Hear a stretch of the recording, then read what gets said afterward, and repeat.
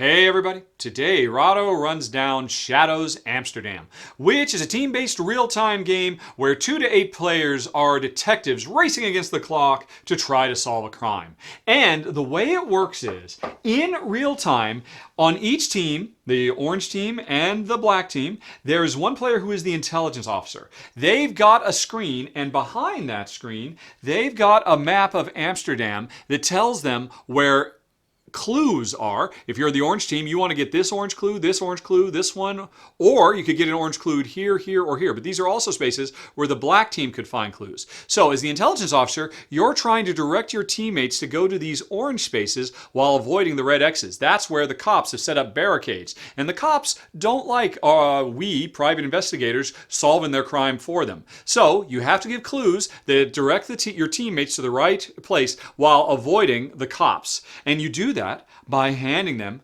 in silence. You cannot talk to them. You hand them clue cards. So let's talk about how that works. At any given time, you got 10 cards out here. You can see they're all bright, colorful, cartoony art, the same as the map of Amsterdam itself. Let's zoom in a little bit so you can see the art a bit better. That's a bit better. And here both teams are at the beginning. But let's say you're not playing with 4 or more players. If you're playing with 2 or 3 players, the game isn't about teams racing against each other. It's just a cooperative game where there's one intelligence officer trying to give clues and beating a timer. You can download an app or just use a regular timer to have the clock to race against. So let's say it's just the orange team trying to solve the crime. Here they are in the center. And as the intelligence officer, I want to tell them, just go to the left. Move from here to here. So how do I do that? Well, I look at this and I see it's a picture of a crumpled up bicycle. Right, and remember, I have those 10 cards. So, are any of these cards, would any of these tell the team, move to that crumpled up bicycle? You tell me, folks. You can see these just as well as I can. Which one would you choose to tell people, go to the left, go to the crumpled up bicycle? Looking through them, I think I'll go with this one because, hey, it looks like a bicycle. It's been in a crash. This is a car that is obviously having some kind of difficulty as well. So I hand this over to my teammates. I cannot say anything. And now as soon as I hand this over, I draw another card that goes back into the supply. So there's always 10 to choose from. And now my teammates, or just, if I'm playing a 2-player game, my partner has to puzzle out which way do I want to go. Do they want me to go here? And, I bet you this is a pretty good clue because why would this mean coming over here? Well, okay, it maybe wouldn't be a good clue because they might say, oh, look at that triangle. Look at this little building block house. There's a very prominent triangle right there. And so they might think it's all about the triangle telling them to go this way, which is not the right way. I don't think they would think, hey, let's go over here into the dark room with the fluorescent paw prints. So after I put this out, I realized, oh no, they might go the wrong way. Which way are they going to go? Are they going to go this way, which is entirely wrong, and then I got to completely change my plans? Or will they go that way? Let's say I'm lucky and they intuit what I wanted to do and they go in that direction. Now, this is discarded. After they move, it's up to me. Again, the intelligence officer can never speak. I have to silently indicate what happened. And if I look back at my own little map, remember they started right here, they've gone here, they have found their first clue. So without saying anything, I say, congratulations, we found our first clue. Hooray! We just have to find 2 more. And then once we've done that, if I can direct them to either of these client spaces, we win the game. And we either have to beat the opponent team if we're playing against more players, or beat the clock if we're playing cooperatively. So now that they're here, I want them to come over here or here or here or here. And they got a long ways to go.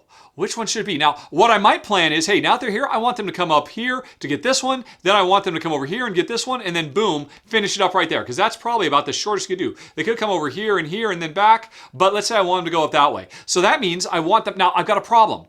I don't want them to have to go the long way around. 1, 2, 3, 4. This cop. I might want to direct them directly through the cop. Because remember, if they move to a cop, then we get in trouble. We get one of these X markers. If we land on a cop space 3 times, we lose. So normally I would tell them to avoid the police space. But here's a trick. If I hand them 2 clues instead of 1, that means I'm telling them to move 2 spaces. And they can figure out, hopefully, the right ones to go. So I'm going to try and give them 2 clues to tell them to go boom, boom, or boom, boom, to go in the right direction. So I got to look at mine. See, so what am I looking at? I want them to go through this space and then to this space or this space. I got 10 cards. I got to give them 2. Now, if I look at these, and I think, these are no good. I don't like any of them. They aren't going to give me the clue I want. If I'm playing a 2-player game or a 3-player game, so it's purely co-op, I can dump these whenever and then immediately draw 10 more. 1, 2, 3, 4, 5, 6, 7, 8, 9, 10. I can do this as many times as I want. Although remember, I'm just burning through these cards and we are wasting time for me to look at all of them. Sometime I got to make a decision. I don't know. And let's see. Penguin at a pub with a pipe, or people dancing. You need to zoom out. You can't quite see the next ones. All right. So I'm wanting them to go to this one or this one. People dancing or penguin in a pub. Let's see here. The dancing might be a birthday party. I could go for this cake. People dancing or at a pub. I don't know. Oh, hey, look, this looks like a pub. Perfect. Okay, cool. So I am now, because I'm trying to tell them to make 2 steps, I give both of these to my team. They look at them and they say, okay. And then, if we go to this one, what's this?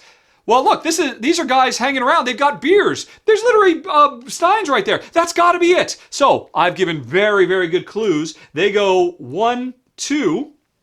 And whenever they skip over one, when they're moving 2, the first one they skip over, nothing happens. Even if that was a place they could get a clue, nothing happens. Now in this case, remember, that was a cop station, so they moved right past it and they moved over there. So they look to me and I say nothing, because in this case, they didn't run into the cops because they zipped right over them, and the place they landed, nothing happens. So now I play 2, I draw 2 more, and now I want them to get up to, I want them to get up to this space, which looks like a dinosaur statue in front of a hotel with a tram.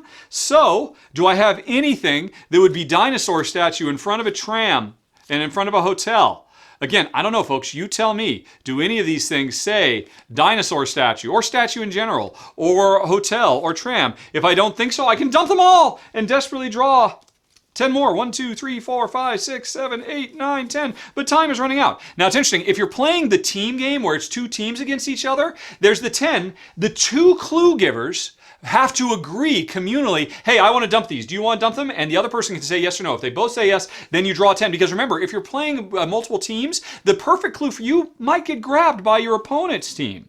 So anyway, I'm looking through here trying to find, I don't know if I find one or not. All I got to do is just get them one more space, because if I can get them there, they get the second clue. And the game keeps going like that, racing frantically against time, trying to give the right clues, trying not to steer them wrong, and trying to beat either the clock or the other team in Shadows Amsterdam. Now, this is a very cool game. Obviously, by now, you should have drawn parallels between Dixit or Mysterium or Codenames. This is all about that kind of play where there's one player who's having to give out clues without being able to say anything, and the rest of the players are trying to figure it out. This adds, well, it adds a map. It adds this notion of traversal. So you have like advanced planning and whatnot, and wrong steps you can take. But it also adds team play, and it adds a timer.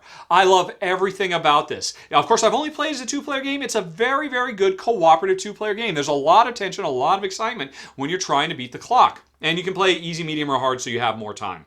So that's all very, very cool. Haven't gotten to play it with more players. It would definitely be interesting. But I do have one complaint. It's not a complaint for me and Jen, because we love real-time games. But if you've ever played Dixit or Codenames or Mysterium or games like that where you have to give out clues, you know that's a very difficult, challenging thing to do. And a lot of times, players can really get stuck up trying to find the perfect clue. Here, you don't have time. You got to go with the clue. And you know, sometimes your clues are going to be bad, and your teammates are going to go the wrong way. And you're like, now I got to give you another clue to get back where you were and get where you're going. So that can be kind of tough. And in real time, this, I think, for some players has the potential to be very, very frustrating in a way that the other games of its ilk are not. It can be frustrating when they don't figure out your clue and code names, but at least you had time to think about it, and they had time to think about it. Here, where it's just go, go, go, it can get pretty tense and pretty frustrating. Certainly, if your group doesn't like real-time games, it's a shame. You can't play this one because it's all real-time and the tension is really, really tough. I wish the developers had included alternate rules that takes the timer out, that turns it into a turn-based game, like Mysterium or Dixit or Codenames, and where, okay, my team takes a turn, I give a clue, and now your team takes a turn, they give a clue. Just have something, in a team game, of course, hey, whoever does it first wins. But in the real-time game, you would just have to say, instead of a certain amount of time, you have a certain number of turns to figure it out. I don't understand why they didn't include those, because that would really open this up. The real time is going to be a real buzzkill for a lot of people, and that's a shame, because this game is beautiful, it's clever, it's fun. If you like real time and you like imperfect communication and trying to read between the lines in deduction, this is definitely something that's worth checking out. Super smart game, builds on stands on the shoulders of Dixit and the like, and does something really new and cool with it. I like it a lot. If you don't like real time, well, I'm sorry, this probably isn't for you. But that, folks, is the rundown on Shadows Amsterdam. And I'm going to say thanks very much for watching. Have a very nice day. Talk to you later. So long. Bye-bye.